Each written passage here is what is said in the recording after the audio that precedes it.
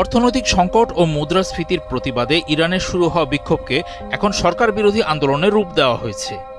চলমান সহিংসতায় ৫০০-রও বেশি মানুষের জীবন গেছে এবং ১০,০০০-এর বেশি বিক্ষোভকারীকে গ্রেপ্তার করা হয়েছে বলে দাবি করা হচ্ছে।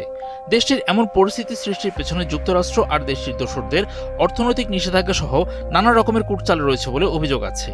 আসলে এমন পরিস্থিতির জন্যই যুক্তরাষ্ট্র যে অপেক্ষা করছিল তা ইরানে দেশটির আগ্রাসন চালানোর ইচ্ছা থেকে পরিষ্কার। কিন্তু হঠাৎই ইরানের ব্যাপারে যুক্তরাষ্ট্রের পদক্ষেপ নিয়ে মার্কিন নীতি নির্ধারকদের মধ্যে ব্যাপক মতভেদ দেখা দিয়েছে। সংবাদ মাধ্যম ওয়াল স্ট্রিট জার্নাল জানিয়েছে, প্রেসিডেন্ট ডোনাল্ড ট্রাম্পকে ইরানের পরিস্থিতি নিয়ে একটি বিশেষ ব্রিফিং দেওয়া হতে পারে। ওই বৈঠকে নিষেধাজ্ঞা জোরদার এবং সাইবার হামলার পাশাপাশি সামরিক হামলার ব্যাপারে আলোচনার কথা রয়েছে। বৈঠকে পররাষ্ট্রমন্ত্রী মার্কো রুবিও এবং প্রতিরক্ষা মন্ত্রী পিট হেগসেথ সহ শীর্ষ কর্মকর্তাদের উপস্থিত থাকার কথা থাকলেও এখনই কোনো চূড়ান্ত সিদ্ধান্তের সম্ভাবনা কম।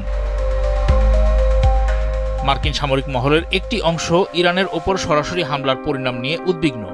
ওদের স্বপ্ন পূরণে পাশে থাকতে পেরে আমরা গর্বিত। একজন জ্যেষ্ঠ সামরিক কর্মকর্তা জানিয়েছেন, যে কোনো ধরনের হামলার আগে মধ্যপ্রাচ্যে মার্কিন সেনাদের অবস্থান মজবুত করা এবং ইরানে পাল্টা আক্রমণ মোকাবেলায় পর্যাপ্ত প্রস্তুতির জন্য সময় প্রয়োজন। এছাড়া আশঙ্কা করা হচ্ছে, হামলা চালানো হলে ইরানের সাধারণ মানুষ সরকারের পক্ষে একতাবদ্ধ হতে পারে অথবা পুরো মধ্যপ্রাচ্যে যুদ্ধ ছড়িয়ে পড়তে পারে। রিপাবলিকান সিনেটর র্যান্ড পল সহ বেশ কয়েকজন আইন প্রণেতা সামরিক পদক্ষেপের কার্যকারিতা নিয়ে প্রশ্ন তুলেছেন। তাদের মতে, বোমা হামলা কাঙ্ক্ষিত ফলাফল বয়ে নাও আনতে পারে। অন্যদিকে প্রেসিডেন্ট ট্রাম্প বিক্ষোভকারীদের ওপর বল প্রয়োগের বিরুদ্ধে তেহরানকে কঠোর হুঁশিয়ারি দিয়েছেন। ট্রাম্পের বক্তব্যকে থোড়াই কেয়ার করছে ইরান। যদিও ১৯৭৯ সালের পর বর্তমানের বিক্ষোভকে দেশটির জন্য অন্যতম চ্যালেঞ্জ হিসেবে দেখা হচ্ছে।